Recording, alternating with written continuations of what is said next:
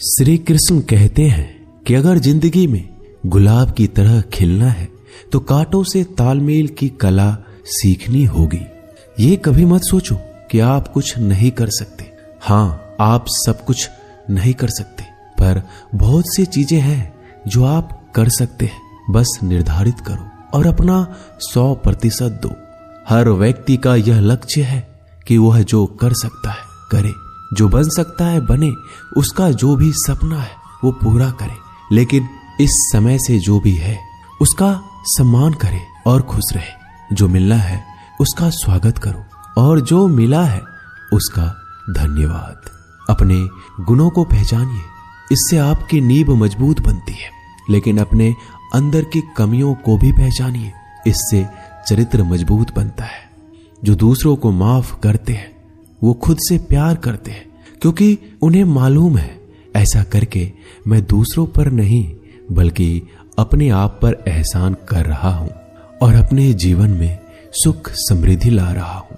यदि कोई आप पर भरोसा और आपसे उम्मीद करता है तो ये उसकी मजबूरी नहीं बल्कि आपसे लगाव है और आप पर विश्वास है। कामयाबी सिर्फ वो नहीं है जो आप खूब पैसा और नाम कमा लेते हैं, बल्कि कामयाबी तो वो है जब आप अपना लक्ष्य प्राप्त कर लेते हैं, वो भी अपने असली आनंद में रहते हुए। भूखा इंसान सारी मर्यादा तोड़ देता है और पैसे का लालची इंसान इंसानियत ही छोड़ देता है। श्री कृष्ण कहते हैं कि कभी भी खुद को कम मत समझो। आपको भी उसी ईश्वर ने बनाया है जिसने दूसरों को। आप किसी से सलाह ले सकते हैं, पर आगे बढ़ने और अपनी मंजिल पाने के लिए मेहनत तो खुद करनी होगी। हाँ, मंजिल पाने के लिए आपको मेहनत और जोश की जरूरत होती है, पर बुद्धिमानी से और सोच विचार कर आगे बढ़े। जो जल्दीबाजी करते हैं वो गिर जाते हैं। जिंदगी में आगे बढ़ना है तो खुद पर भरोसा करो, दूसरों पर नहीं। जितनी बार आप गिरेंगे उतनी बार आप उठेंगे। अब ना किसी का हाथ चाहिए ना किसी का साथ। इंतजार करोगे तो उतना ही मिलेगा जितना कोशिश करने वाले छोड़ देते हैं। इसलिए इंतजार मत करो। तुम जितना सोचते हो जिंदगी उससे कहीं ज्यादा तेजी से भाग रही है। हार कभी मत मानो।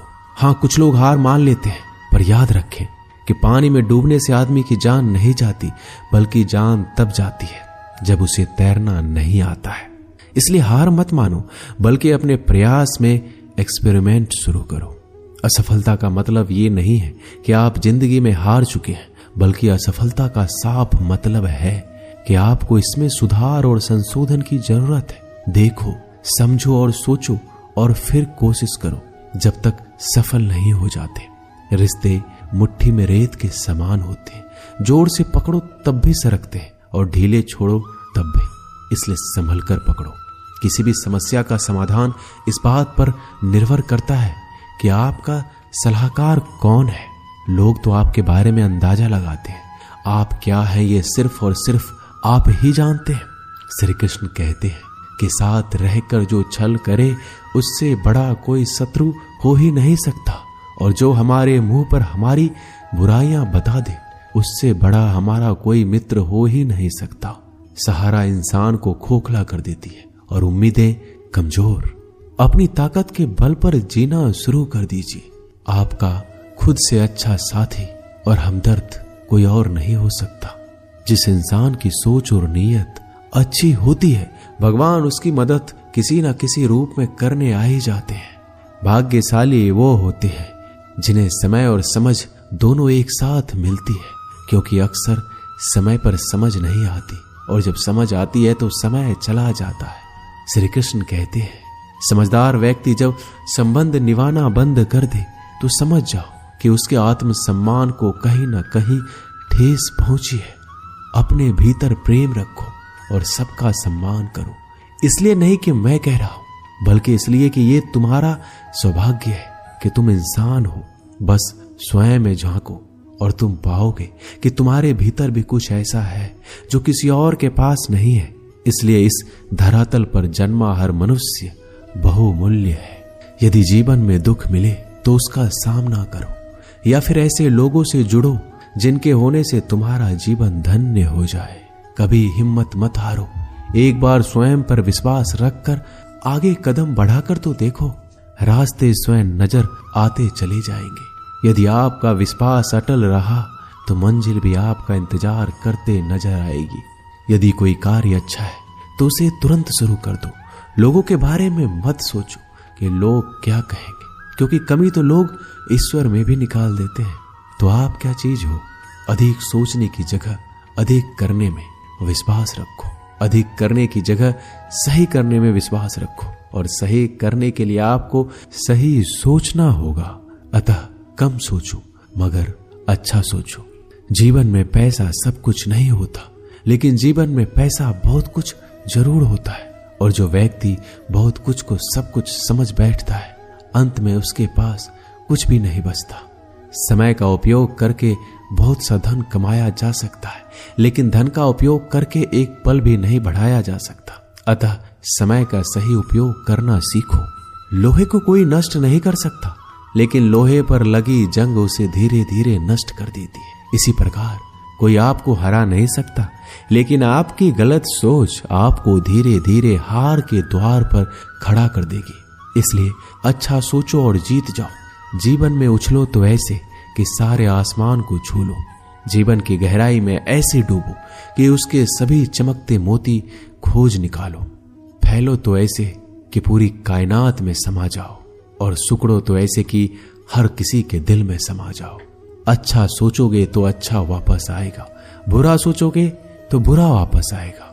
मीठा बोलोगे तो मीठी बोली ही दूसरों से सुनोगे, कड़वा बोलोगे तो खरी खोटी ही सुनोगे, क्योंकि हम जो देते हैं वही हमें वापस मिलता है। एक निश्चित लक्ष्य को लेकर सही राह पर चलना जीवन यात्रा कहलाता है, और बिना लक्ष्य को लिए हुए किसी भी रास्ते पर चलना जीवन का भटकाव कहलाता है। इसलिए कम से कम एक लक्ष्य आपके पास हमेशा होना चाहिए। श्री कृष्ण कहते हैं, किसी भी कार्य में जल्दीबाजी मत करो। जल्दीबाजी आपको भटकाव की ओर ले जाएगी। भटकने से अच्छा है कि थोड़ा रुको, समझो और फिर चलो। आपका दिमाग एक भट्टी की तरह है जो हर समय आपके अनंत विचारों की ऊर्जा से गर्म रहता है। अब यह आप पर निर्भर करता है कि आप इस ऊर्जा का उपयोग किस तरह करते हो। लोग कहते हैं कि हमेशा व्यस्त रहो। अच्छी बात है, लेकिन व्यस्त रहना ही काफी नहीं है। महत्वपूर्ण यह है कि आप कब और किस कार्य में व्यस्त हो। यदि आप चाहते हो कि लोग आपको पहचाने तो अधिक से अधिक लोगों से अपनी पहचान बढ़ाओ। यदि आप चाहते हो कि लोग आपकी बात माने तो लोगों के दिलों में जगह बनाओ। और यदि आप चाहते हो कि लोग आपको हमेशा याद रखें तो कलम उठाओ और कुछ नए विचार लोगों को दो। अगर आप अच्छे कार्य करते हो तो दूसरों के सामने अपनी तारीफ कभी मत करो, क्योंकि यदि आपके कार्य वास्तव में अच्छे हैं तो आपके अच्छे कार्य ही सबको बता देंगे कि आप कैसे हो। सफल लोग खुद अपने बारे में नहीं बोलते, बल्कि उनके कार्य उनके बारे में बोलते हैं। अपना मुंह खोलने से पहले अपना दिमाग खोल लेना बहुत जरूरी है। अर्थात जब भी आप जहां भी बोले, पहले खुले दिमाग से सोचे कि इसका परिणाम क्या होगा। यदि परिणाम अच्छा हुआ तो तुरंत बोल दे। यदि आप असंभव को संभव बनाना चाहते हैं तो असंभव को पाने के लिए आपको कुछ ऐसा करना होगा जो अकल्पनीय हो। यदि आप ऐसा कर सकते हैं तो आगे बढ़कर नया और अब तक जो सोचा ना गया हो ऐसा कुछ कीजिए। आज दुनिया को एक ऐसे इंसान की जरूरत है जो इस दुनिया को बदल सके। आप भी ऐसा कर सकते हैं।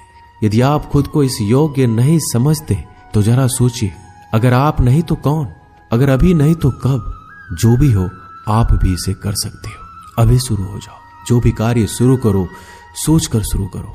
यदि शुरुआत कर दो तो बीच में उस कार्य को किसी भी वजह से मत रोको, क्योंकि जब आप पीछे जाकर किसी दूसरे कार्य को शुरू करके फिर वहीं पहुंचते हैं जहां आपने पहले वाला कार्य छोड़ा था, तो जरा सोचिए, इससे कम मेहनत और इससे कम समय में आप पहले कार्य को पूरा कर सकते थे। यदि आपसे पहले कोई और सफल हो जाता है तो घबराना मत, क्योंकि आप भी जानते हो कि घर बनाने से ज्यादा समय बंगला बनाने में लगता है। श्री कृष्ण कहते हैं, जब आप हार से मिली सीख को अहमियत समझ लेंगे तो आपका जीवन बदल जाएगा।